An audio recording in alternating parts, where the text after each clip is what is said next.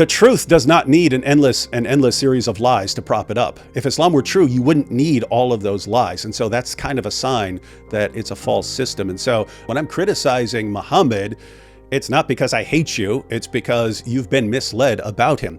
And Muhammad is actually an obstacle to you having a relationship with God through Jesus Christ. Should Christians learn about Islam? Let's say you're like me and you're a Bible guy. Why should we care about what's in the Quran? Well, David Wood has dedicated much of his adult life to answering those questions. David, my brother, welcome to Can I Trust the Bible? Hey, how you doing? I'm doing good, buddy. So let's just get right after it. Why, and I know you're really passionate about this subject, why should Christians even care about Islam? There are multiple reasons. One, as you pointed out, you're dealing with nearly 2 billion Muslims in the world. And so you're talking about basically a quarter of the world's population are Muslim. And this is one of the reasons that I stayed involved in this, because I got involved in this just because my best friend in college was a Muslim. After he became a Christian a few years later, I actually thought to myself, oh, cool, I'm done with Islam. And didn't get away from it, because I sort of realized back then I was more interested in the objections of atheists, but so were almost all apologists. Almost all Christian apologists were going after atheism. And I was just sitting there thinking, gosh, there are so many Muslims in the world. Why aren't we dedicating more of our apologists to dealing with this? And so I realized, like, hey, even though I'm more interested in this is kind of, there's a bigger need over here. So that's one. Another is, I get this a lot from, not as much as I used to, but you know, you go back 10 years ago when I was trying to tell people that they need to learn about Islam for their conversations with Muslims and so on. And people were saying, no, I don't need to learn about their stuff. What I have is superior to theirs. But you have a lot of Muslim preachers and what are called da'is. These are like their version of evangelists, but people who invite others to Islam. They'll pick up on whatever is most important or valuable to people, and they'll make up a story about how Islam is the source of that thing. And so in other words, matter of fact, you can see this in real time. If you go back to the 1960s, when Islam was spreading in the African-American community with the help of people like Malcolm X and Muhammad Ali and so on, the message back then was, hey, how can you guys believe in Christianity? That's a religion that enslaves people. Islam liberates people and treats all people equally. Muhammad freed all the slaves. And people believed that. People believed that message. It was completely false. It was completely false. Muhammad, the prophet of Islam, bought, owned, sold, and traded black African slaves. The Muslim community was the one that institutionalized the African slave trade centuries before the United States even existed. But think about this. When the preacher comes and says, hey, here's what's important to you, let me tell you, that's why you need Islam. If no one's in a position to raise his hand and say, hey, wait a minute, that's not true. What you're saying about Islam is not true. What you're saying about Muhammad is not true. This happens over and over again. If it's an area where they love science, then the Quran is a fountain of scientific learning and so on that contains scientific insights that couldn't possibly have been known by Muhammad. They must come from God. If you believe in women's rights, Muhammad was probably the greatest feminist who ever lived. And so you have these dawah guys, and they'll preach Islam, and they are all too happy to say whatever they think will help that person convert to Islam. And if no one knows any better, no one is in a position to correct any of this stuff. And so there's that you're kind of, one of the biggest advantages the Muslim da'i has is people's ignorance, because it allows him to say whatever he wants and to convince people that Islam is true. And so that doesn't change until people learn enough about Islam to raise their hand and say, what you just said about Islam and women is not true. And so those are a couple reasons I could include more. One more important one is that Muslims make really cool Christians, as evidenced by Nabil Qureshi. Yeah, and matter of fact, that was where I saw it. I was watching. Wow, he's taking a much firmer stand than a lot of people who convert. And after a while, I kind of figured out the reasons in discussions with Nabil. But the reason lots of Muslims make really, really awesome, powerful Christians is it's connected to some of the features that keep people from ever leaving Islam. So a Muslim is basically raised all of his life to believe that the worst possible sin is the sin of shirk, associating a partner with Allah. So if you say Jesus is Lord, which is required by the gospel, if you say Jesus is Lord, according to Islam, that's the unpardonable sin. That's a one-way ticket to hell. So they're taught their entire lives that saying Jesus is Lord is the worst thing you can possibly do. They typically know that the penalty for leaving Islam officially is death. Most Muslims would say you don't apply it in a non-Muslim country, but they understand that if someone ever wants to carry out that penalty, that they could run the risk of getting their heads chopped off. And at the very least, even if no one's going to chop their head off, Muslims typically have to give up their family. Like their family either tries to win them back, and if it doesn't work, there's just a strained relationship, or they say, leave, don't ever come back here until you're a Muslim again. But they understand they're giving up their entire social framework if they convert to Christianity. So anyway, the point is there's these massive psychological barriers in the way of Muslims accepting the gospel. This will get you sent to hell. This will get your head chopped off. And at the very least, you have to give up your family. Wow. But there's a positive side to that. The positive side is that when a Muslim says, you know what, I may have to give up my family and I may have to give up my life. And I've been told all my life that this is the worst thing I could possibly do and that this will get me sent to hell. But you know what? I want to know Jesus anyway. Wow.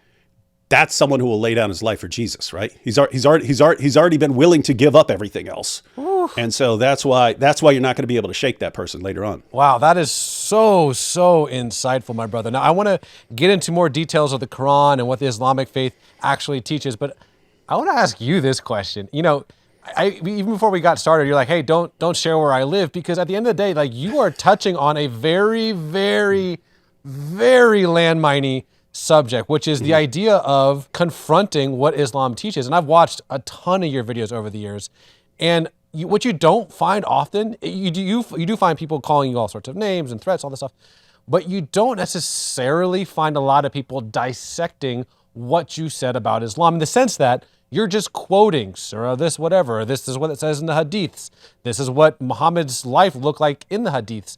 You're quoting Islamic tradition and then expanding on it. So my question is, why are you doing this? In the sense that, like, you can't be just a normal dude who goes about their day and doesn't think about the fact that you are, for lack of a better words, poking in the hornet's nest.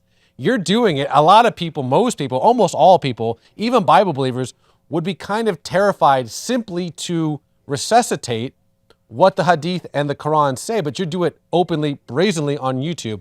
Why do you, David Wood, do what you do? I believe in like divine purpose behind where we are in history right now. That so if you go back like 20 years, we were getting the statistics on just population growth rates in the Muslim world, and Muslims had the fastest growth rate, not from conversions, but from just high birth rates in Muslim countries. And so they were predicting that, by the year 2050, this European nation is going to be Muslim majority. By 2060, this European nation is going to be Muslim majority, and so on. And it was presented as this is all just straightforward math.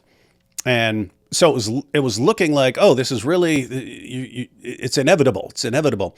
And I look at that, and at the same time this is about to happen, at the same time we're being told Islam is inevitably going to take over large sections of Europe and so on.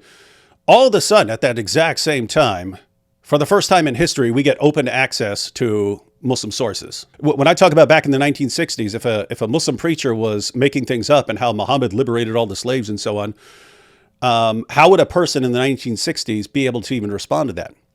You have to have the hadiths. They hadn't even been translated yet. You didn't have access to them. No one was in a position to refute something that's being made up. All of a sudden, in the 1980s and 1990s, we start getting their sources translated and so on. And now we all have open access to it. And you can get open access to all their main sources online. So we're the first generation that's in a position to respond to things that are being made up to make Islam sound really good. So we're that first generation. We're also the first generation that gets open access to Muslims around the world. I mean, for 14 centuries, Muslim leaders have been able to keep their people pretty insulated, right? A Muslim would spend his entire life without ever hearing Islam criticized. He'd spend his entire life without hearing a serious presentation of the gospel. And if you wanted to reach Muslims with the gospel, you had to go to a Muslim country, and you had a pretty good chance of getting your head chopped off if you were at all successful. Whereas now, I mean, we're in a time where I could right now while we're sitting here, if I wanted to, I could grab my phone and start talking to a Muslim in Saudi Arabia on Facebook or something, right? So that's something that's massively changed, that now Muslim leaders cannot keep their people completely insulated and isolated. We have open access to Muslims in Pakistan and Saudi Arabia and Iran and so on.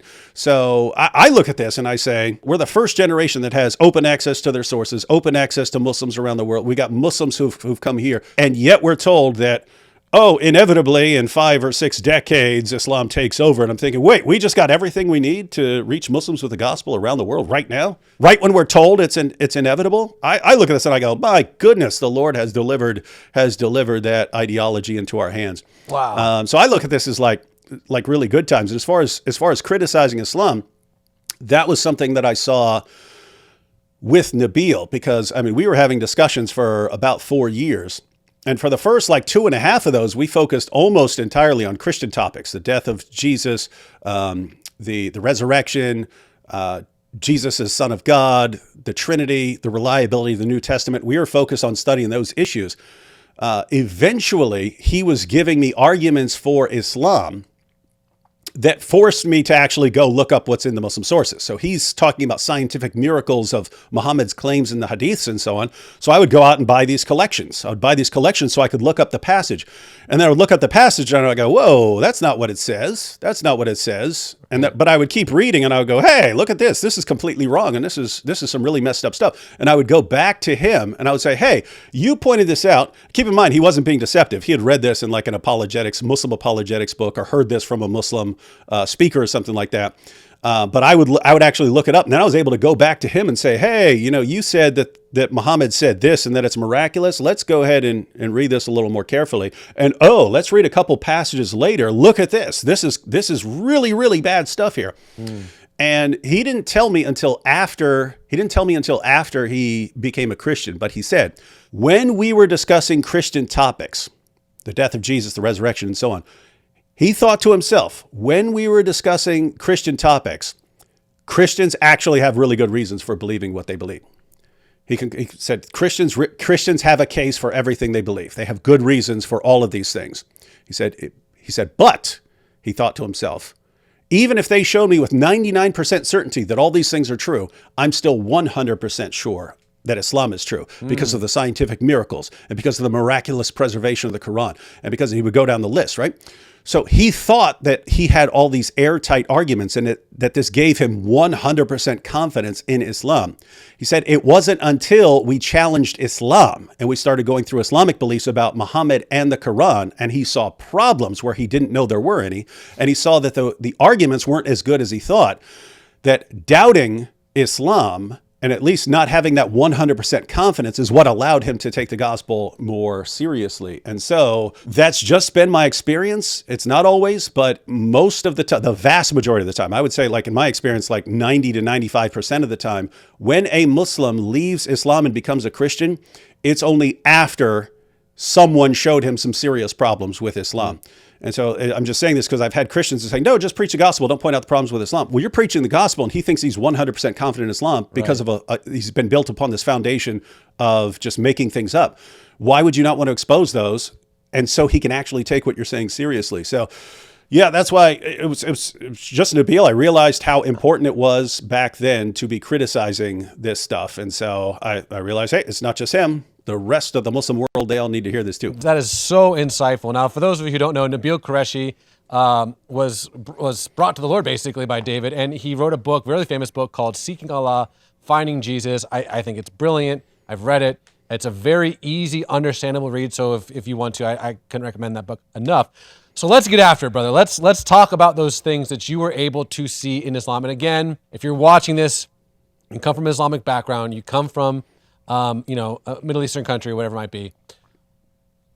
This isn't a gotcha. This is just, I think, us trying to lovingly show you what your own books say. And we're doing this because we believe that Yeshua, Jesus of Nazareth, is the salvation that you know in the depths of your heart that you need. And he's in the scripture, Jesus is called Emmanuel, God with us, and we truly want that for you. So, my friend David, can you start to unpack some of the things in Islam that you started to point out with Nabil that led him to question if this was the one true way? Yeah, there's kind of two different categories of things. So one is showing him that the arguments for Islam that he'd been given were actually either much weaker than he realized, or they're just based on complete fiction. So that's one category. The other were more offensive problems with Islam. In other words, going in and showing, hey, here's a reason this guy can't be a prophet. Here's another reason this guy can't be a prophet, and so on. So as far as the arguments for Islam, fortunately, this after a couple decades of people working at this, we're starting to see some changing tides here. Because if you go back even 10 years, your average Muslim was convinced that you could pick up any two Qurans in the entire history of Islam. So you could pick up a modern Quran, you could go to a 10th century manuscript. It doesn't matter what you go to, and they will match up perfectly, dot for dot, letter for letter. That's what your average Muslim believes. And so you think, how do you make an argument about that? I mean, you could perfectly preserve some random book, a dictionary, something like that. That wouldn't mean that it's from God, even if it lasted many, many centuries. But they actually believe that, like, hey, wait a minute, we know when people copy books by hand, they make mistakes and so on. If no one ever makes a mistake when copying the Quran, doesn't it seem like Allah is miraculously preserving this book by not allowing anyone to make a mistake? Anyway, this is what your average Muslim believed. And they think, wow, we have proof that our book is divinely preserved by the Almighty. Problem is, when you do any bit of research on this, it would literally take you 5 minutes of research to find out how silly and ridiculous this is. You go to the history, according to their own sources, the history of the Quran. After Muhammad died, entire chapters of the Quran came up missing because Muslims weren't reciting them enough. Large passages were lost forever because the only people who had them memorized died in battle. Individual verses were eaten by a sheep, because Aisha had the only copy, and a sheep came in and ate them. And those verses are no longer in the Quran. We have records of this stuff. In fact, the Quran wasn't actually compiled into a book until they realized they were losing so much of it that they need to avoid losing more, because the original goal was to preserve it primarily through memory. If someone jotted down a copy, it was just an aid to memory. This is just you take back to your tent and you can recite it from what you wrote down. They had no concept of this actually being put together into a physical book. So the reason they put it together into a physical book was just because so much of it was lost. And then down through the centuries, you have tons and tons of tens of thousands of textual variants in Quran manuscripts, and you have different Qurans in different parts of the world today. So that's just an example of how you can have the entire Muslim community believing that some evidence is airtight, and it's just because no one ever bothers to go look it up. Wow. Well, if they're not going to look it up, then we kind of have to tell them. And so, that's the kind of stuff we would go through. We'd go through the science. Nabil really believed in the scientific miracles of Muhammad and the Quran. And so we had to go through a bunch of those. We actually, matter of fact, we did it at Mike Lacona's house. Nabil gave a full presentation on scientific miracles of Muhammad, and then we all responded to it and so on. So we're going through things like that. And then on the issue of Muhammad, whether he's a prophet, there are all sorts of interesting issues there. I'll just say for Nabil, the one that really bothered him was, and it's another situation where he didn't admit this at the time. He told me after he became a Christian that this was really bothering him. So I was pointing out things like one of Muhammad's wives was a 6-year-old girl. He consummated the marriage when she was 9. So I pointed that out to him. Nabil didn't seem to have a problem with that. It was when we were talking about some of these battles where they would go in and take the captives, and they were told by Muhammad and by Allah that they can take these married women, their husbands are still there, they capture them both, and they can take them back. They weren't required to marry these women, they just become their sex slaves and so on. And Nabil, he acted like this didn't bother him at all. He told me later it was really bothering him. He was thinking, like, what if this were my mother and sister, and Muslims came to town and just were able to take them back and do whatever they want to them and keep them as their sex slaves their entire lives. That's the greatest moral example for us, Muhammad, and he was doing this because Muhammad would do that too. So he had a problem with that. And so it was that actually was starting to bother him, because Lots of Muslims are never told these things. Islam has been kind of sanitized by their leaders for them. And so they believe this rosy picture of Muhammad, who's just this perfect guy who never did anything wrong, and he's so great. And if you just look at his life, you'll just see this is the most wonderful guy who ever lived. And you start looking into it, and what are you talking about? This is a guy who, again, had sex with a 9-year-old girl. He took the wife of his own adopted son after causing the divorce by lusting after her. He saw her practically naked. He started he was attracted to her. The son divorced her, the adopted son divorced her just so that Muhammad could have her. There's such wild stuff. The opening verses of Surah 66 of the Quran, it's this passage about telling Muhammad that he can break his oath to his wives. You're like, what's this about? Well, the historical background is he got caught having sex with his slave girl in one of his wives' bed, right? They knew he was allowed to have sex with a slave girl, but they didn't like it in their bed, happening in their beds, right? So Hafsa goes out to the market to run some errands. Muhammad goes into her bed with his slave girl. She comes back, catches them. She gets mad, tells the other wives, "You're like, you're doing this in our own beds? Do you have any idea how disrespectful that is?" And so in response, Muhammad swears an oath. He says, "I will never have sex with that slave girl again." And then you get the opening verses of Surah 66, which is Allah responding to Muhammad, "I didn't tell you to take that oath." And he tells him it's okay to break his oath. So Muhammad went back to, after swearing an oath to Allah, to his wives, I will never be with that woman again.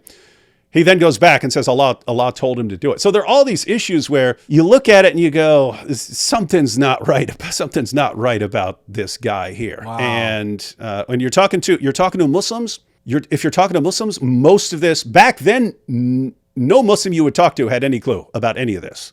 Now lots of Muslims are familiar with Muhammad and Aisha, because lots of critics kept bringing it up for the past couple decades. So now they're becoming aware of that. But your average Muslim, there's still so much about his prophet and his book that he doesn't know, that if you learn some of that and you share it with him, you're going to be the first person he's hearing this from. Wow. And you're looking for this kind of light switch moment. I've seen it over and over and over again when the light switch flips. It's like this moment when they realize, wait a minute, I've been a Muslim all my life, in the mosque all my life. I've never heard any of this. Why am I hearing all this stuff from a Christian? Why am I not hearing it from them? Why am I hearing the truth about Muhammad from Christians, and I'm not hearing it from my leaders? And there's this light switch moment where the light goes on and they think, maybe I can't trust what they've been telling me all my life. Maybe I need to investigate this for myself. And as soon as they say, I need to investigate this for myself, that's someone who's on his way out of Islam. Wow. That is wow. First off, wow. I think the fact that you know so much, and again, what you're doing is you're just quoting. I think that's a huge thing, is you're not pulling out arguments from some professor. You're simply quoting the Quran and the Hadith.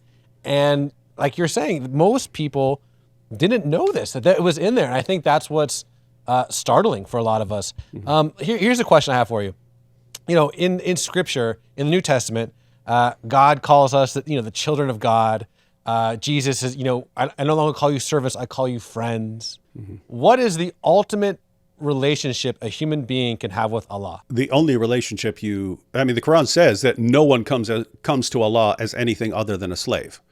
So the greatest prophet, the lowliest, anything, it doesn't matter. We all come before Allah as slaves, and you're either a good slave or you're a bad slave. And that's actually connected to so much more. That's connected to ethics in Islam versus ethics in Christianity. You know this. If you have a child, you sort of automatically love the child. The baby does not have to earn your love. You don't sit there and say, hey, my son was just born. Let me wait till he grows up and then I'll figure out if I love him or not based on how good he's being. Right. No, you automatically love your son. And so in Christianity, if we are loved by God, and we're children of God, and God is our heavenly Father, that's describing a different kind of relationship where we're even told that God first loved us. We didn't start this. God first loved us. In Islam, it's flipped. Because we are nothing but slaves to Allah. Keep in mind, if you were to buy a slave, you wouldn't automatically love that slave. You would find out. You might come to love a slave. You might say, oh, wow, this slave's been with me 20 years. He's been so good. I really, really love this slave. You could, but that slave would have to earn your love. And so you have this you have this completely different mindset in Islam where you have to earn Allah's love and respect to show that you're a good slave. And if you show that you're a good slave, then Allah will love you. And that's straight out of the Quran. The Quran over and over again talks about all these different people that Allah doesn't love. He doesn't love the proud. He doesn't love the boastful. He doesn't love the mischief makers. He doesn't love the unbelievers. And think about that. We're told, love our enemies. Why? So that we can be like our Father. Come on. So wait a minute, our Father in heaven loves these people that we don't like. Okay, we have to love them too. Come on. In Islam, Allah does not love the unbelievers. He has no love for the unbelievers. And so why should you as a Muslim love unbelievers when Allah himself doesn't love them? And so you have these things, and they're listed as doctrines, like we come to Allah as nothing but a slave. Yeah. But once you start connecting the dots, you find out how many other things this is all connected to. What do you see as the viewpoint the Quran has of Jesus and of Christians? I think it's Surah 582, correct me if I'm wrong, that basically says that Christians are like super close homies with Muslims or something like that. That's the the modern version that I just made up. But it sounds like in the Quran that, Jesus, first off, Jesus is in the Quran. He's the Messiah. He was born of a Virgin Mary. He did miracles. What would you say is the ultimate opinion of Christianity from an Islamic standpoint? Yeah, so you have a couple of things there. So you pointed out that there are times when Christians are spoken of favorably, and this is all part of this trajectory of Islam. At first, when Muhammad starts preaching in Mecca, the basic message is, hey, it's going to be Muslims, Christians, and Jews all united against the polytheists. So it's us. It's the monotheists versus the polytheists. And back then, he was saying positive things about Jews and Christians. Later on, he moved to Medina, where there were 3 Jewish tribes. He'd been saying the entire time he was in Mecca, he'd been saying, hey, you guys are all pagans. You don't know any better. But the Jews, they'll know me because I'm in their scriptures. The Jews will recognize me.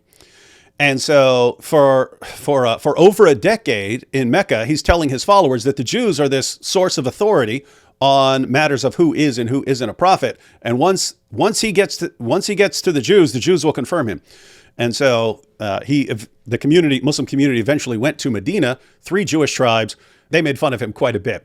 According to them, he's basically like the most obvious false prophet in history. And so this changed Muhammad's view of Jews. And all of a sudden it became, it's going to be Muslims and Christians against Jews and polytheists. And in fact, that verse you're bringing up, 582, that verse also says that Jews are the most vehement in hostility towards the believers. Now think about this. He was just saying nice stuff, and now it's switched. Why? They rejected him. So you had this period where it became, again, Jews and pagans versus Christians and Muslims and so on. Later on, of course, the Christians rejected him as well when he encountered some Christians. So by the time you get to Surah 9, the last major chapter revealed, it's fight those who do not believe in Allah, and it specifically refers to Jews and Christians as unbelievers. So yeah, it's just interesting to me how Allah's opinion of Jews and Christians always changes. It always has to do with however Muhammad is feeling about them at some given point. So that's the issue with Christians. As far as Jesus, there's lots of things about Jesus in the Quran that Christians would agree with. This is ultimately because Muhammad is copying lots of things from other religions. I mean, according to the Quran, Alexander the Great was a devout Muslim. And that's just so insane to anyone who knows about Alexander the Great. You can't possibly be more pagan than Alexander the Great. And yet in the Quran, he's a devout Muslim. So it looks like Muhammad just took everyone who was important who came before him and said, oh yeah, these were devout Muslims. And the group he's talking to, they don't really know any better. But what's interesting from a Christian perspective is, one, this is an area where the Muslim's going to bring this up. If you go to a dawah booth, the dawah booth very frequently has Jesus was a Muslim written across it, because they're trying to draw Christians in for discussion. So they're going to be bringing up Jesus and, hey, we don't hate Jesus. We believe in Jesus too. We love Jesus. So it's going to come up as a topic. So if you know how to navigate that discussion, it could be very interesting. But one of the important points about Jesus in the Quran is it just makes no sense. It just makes no sense. Muhammad was adopting ideas about Jesus, and they don't make any sense from an Islamic perspective. So according to the Quran, Jesus is the word of Allah. No one else is called the word of Allah, just Jesus. He's called the word of Allah. We know where that comes from, right? He heard Christians saying that in the beginning was the word was with God, the word was God, right? He doesn't know what it means, but he hears Christians saying that, describing Jesus as the word. But anyway, Jesus is the word of Allah. He's a spirit from Allah, according to the Quran. He's born of a virgin. No one else is born of a virgin. He lives the most miraculous life in history. Muhammad is told that he has no miracles except for the Quran. He's the Messiah. He's all these things. He even in the Quran creates as Allah creates. Allah creates a man, Adam, out of clay and breathes into him, and then Adam becomes man. But Jesus does the same thing in the Quran. He creates clay birds and breathes into them and and gives them life. And it's like, why is Jesus creating in the same way Allah creates? And the Quran will say, oh, he does it by Allah's permission. It's like, wait, why is Allah having this guy do these things that are making people around him think that he's God? And so you look at this and say, you can ask your Muslim friend, you say, hey, explain to me why Jesus is so unique, even in Islam, not just in Christianity, even in Islam. Why is he the one who's the word of Allah? Why is he the one who has the most miraculous life? Why is he the one who's born of a virgin? Why is he the only one who's sinless? Why? Why is he so unique? And there's no Muslim answer. It's just, well, Allah knows best. And so what you actually want to do is go through that, get the Muslim to realize, yeah, there's no real reason to make Jesus so radically special in Islam. There's a reason for him to be radically special in Christianity. Why is he so radically special in Islam? And you move this into a discussion well, can you blame us? Can you blame us for thinking that Jesus is this special figure when even according to your religion, he's that special? You know, you eventually want to get into comparing Jesus and Muhammad and to pointing out the areas that the Quran denies, because here's the ultimate takeaway. Jesus comes and he's preaching.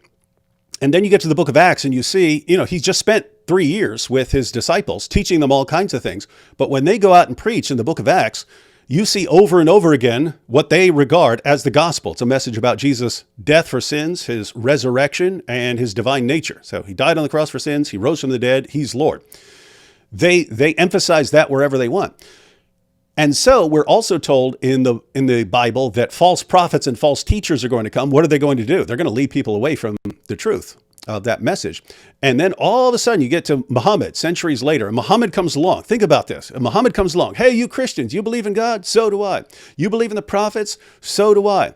About Jesus, you believe that he's the word of God? So do I. You believe that he's born of a virgin? So do I. You believe that he performed all these miracles? So do I. You believe that he's sinless? So do I. You believe that he's the Messiah? So do I. We agree on all these things. We agree on pretty much everything except these 3 little things. 1, he didn't die on the cross for sins. 2, he didn't rise from the dead. And 3, he's not Lord. Now, if we could just get past that, then we're good to go.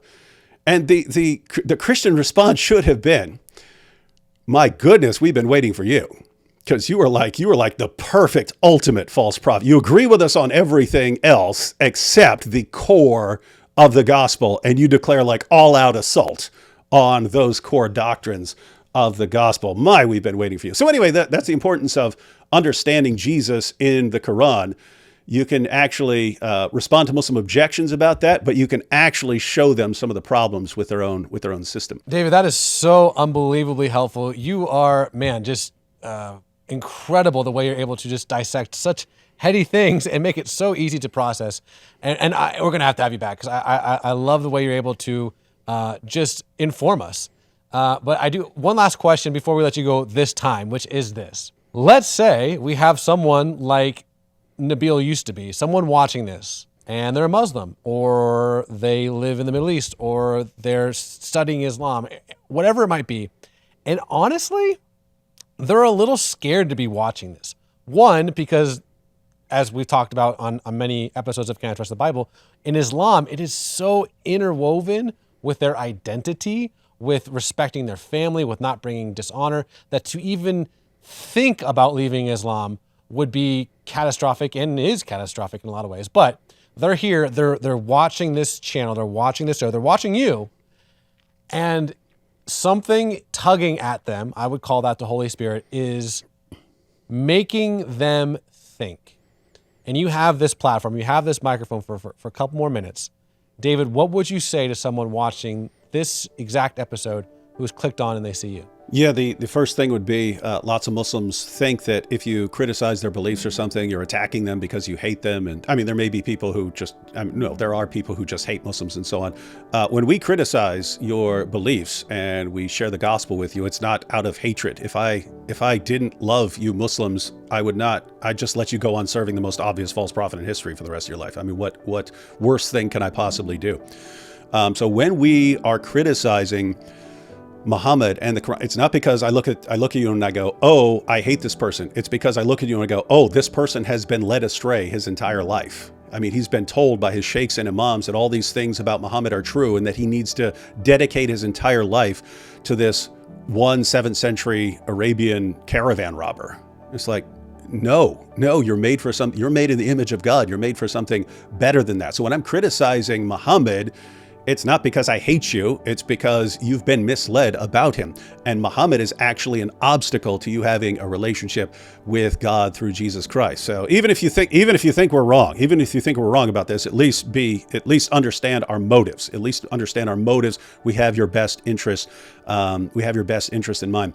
With that said, as far as the arguments that are used for Islam, the same arguments that you Muslims are told by your leaders about the scientific miracles and the perfect preservation, all these things about Muhammad, his character is so great. My goodness, how do you listen to that and it never crosses your mind to do any bit of research about it? I mean, any argument that I'm listening to from anyone, my first instinct is to say, okay, let me go look this up. Let me go look this up and see if I can flesh this out and see if the evidence actually does support this. Somehow in Islam, it's here's all the evidence, but don't ever question it. No, if you just research these things, like seriously, you find out that the people who are telling you all these reasons Islam is true, they have no problem deceiving you. And there's a reason. I've tried to figure this out about the Dawah guys, that the best I can understand them is they believe that it's actually good. In other words, if I lie to you for your entire life, but it keeps you believing in Islam and you go to heaven, have I harmed you by lying to you all your life? That's their mentality. Whereas our mentality is the truth does not need an endless series of lies to prop it up. If Islam were true, you wouldn't need all of those lies. And so that's kind of a sign that it's a false system. And so I would encourage every Muslim watching, when your leaders are telling you something, you can ask them, hey, I want to see this. I want to see this evidence for myself. Look it up. Try to look at it from the perspective of someone who's actually seriously investigating this. And then start asking yourself why Jesus is always so different, even in Islam. Start trying to figure out and understand why the Quran affirms the inspiration and the preservation and the authority of the Bible, which you believe is corrupted. Your God and your prophet affirm it, and you believe it's corrupted. Why? Because your leaders told you that's what the Quran says. Look that up. Look up what the Quran actually says about the Bible. Then ask yourself, why are they making this up? Why is the Quran pointing me to the scriptures of the Jews and Christians? Why is the Quran pointing me to Jesus? Why does the Quran have all these problems? And then just look into that and see where it goes. And if you're sincere, I know where you're going. David Wood, my brother, thank you so very much. We're going to have you back on. That was incredible. Thanks again, my friend.